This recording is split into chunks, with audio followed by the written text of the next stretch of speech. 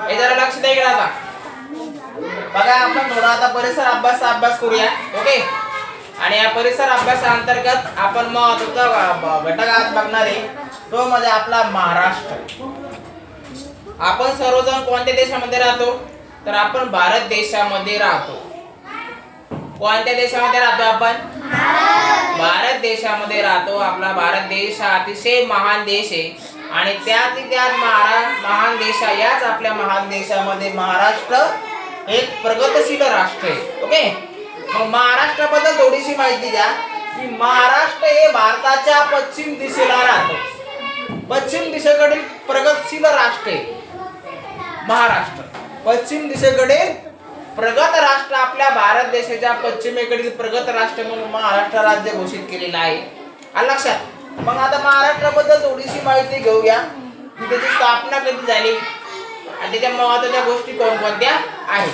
पहा, महाराष्ट्र राज्याची स्थापना कधी झाली रे?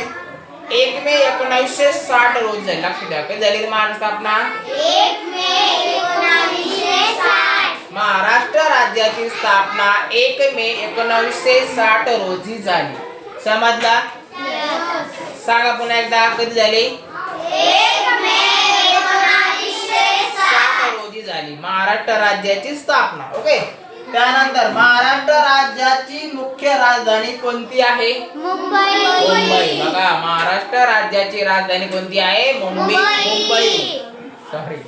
आता मुंबई जे आहे हे आपल्या महाराष्ट्राची, आपल्या भारताची एक आर्थिक शहर आहे. लक्षात? सगळ्यात जास्त आर्थिक उलाढाल मुंबई या शहरामध्ये होते. समजलं सगळ्यांना? त्यानंतर महाराष्ट्र राज्याची उपराजधानी कोणती आहे? कोणती आहे? महाराष्ट्र राज्याची उपराजधानी नागपूर आहे. समजले पर्यंत? त्यानंतर महाराष्ट्र राज्यामध्ये एकूण किती जिल्हे आहेत रे? 36 जिल्हे आहेत. महाराष्ट्र राज्यामध्ये एकूण 36 जिल्ह्यांचा समावेश आहे. लक्षात ठेवा, अगोदर 34 होते, परंतु अलीकडे या मागच्या 3-4 वर्षाच्या कालखंडामध्ये काय झालं माहितीये? मुंबई शहर आणि मुंबई उपनगर या 2 जिल्ह्यांचा समावेश शिल्लक झाला. ओके. अतिरिक्त झाल्यामुळे महाराष्ट्र राज्यामध्ये एकूण 36 जिल्हे आहेत. तुम्हाला जनरल नॉलेजचा प्रश्न येऊ शकतो. समजलं का? त्यानंतर बघा, महाराष्ट्र राज्याची अधिकृत माय भाषा कोणती आहे रे? मराठी. माय बोली मराठी. मराठी ही आपली मुख्य भाषा आहे महाराष्ट्र राज्यामध्ये, की जी जास्तीत जास्त प्रमाणामध्ये बोलली जाते. त्यानंतर महाराष्ट्र राज्याचा राज्य प्राणी कोणता आहे रे? शेकरू. कोणता आहे? पाठ करायचं. महाराष्ट्र राज्याचा राज्य प्राणी शेकरू आहे. मग सगळ्यांना पडला असे प्रश्न, शेकरू काय आहे? शेकरू एक खार आहे, मोठी खार. तुम्ही आपल्या शेतामध्ये बघितलं असं बघा, झाडावरती खार असते, है की नाही? परंतु त्याचाच एक मोठा प्राणी आहे, त्याला आपण शेकरू म्हणतो. ओके. त्यानंतर महाराष्ट्र राज्याचा राज्य पक्षी कोणता आहे रे? हरियाल. हरियाल एक काय? पिवळ्या रंगाचा कबूतर आहे. लक्षात ठेवा, हरियाल काय? पिवळ्या रंगाचा कबूतर. तो आपला राज्य पक्षी आहे. राज्य पक्षी आहे. त्यानंतर महाराष्ट्र राज्याचा राज्य फूल कोणते आहे रे? जारूल. बघा, कोणते? जारूल. कोणते? जारूल. आता बघा, त्यानंतर महाराष्ट्र राज्याचा राज्य वृक्ष कोणता बाळांनो? आंबा. खाल्ले सगळ्यांनी?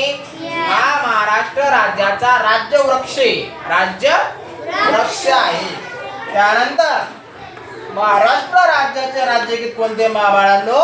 जय जय महाराष्ट्र माझा. जय जय महाराष्ट्र माझा, गरजा महाराष्ट्र माझा. महाराष्ट्र शासनाने मागच्या वर्षी राज्यगीत हे प्रत्येक शाळेमध्ये असेंब्ली दरम्यान म्हणजे परिपाठा दरम्यान राज्यगीत गायलं जावं असा अधिकृत GR काढा. त्यानंतर प्रत्येक शाळेमध्ये राज्यगीत आता गायलं जाते. ओके. जय जय महाराष्ट्र माझा, गरजा महाराष्ट्र माझा. आणि आपल्या शाळेमध्ये सुद्धा आपण हे गीत, राज्यगीत डेली आपल्या असेंब्ली मध्ये परिपाठामध्ये घेत असतो. ओके. बघा, आपण महाराष्ट्राबद्दल आज थोडीशी माहिती बघितली, पण याच्यामध्ये जवळपास तुमचे 10 ते 12 प्रश्न क्लिअर झाले. सगळ्यांना भाग समजला? ओके. तर लिहून घ्या बाळांनो.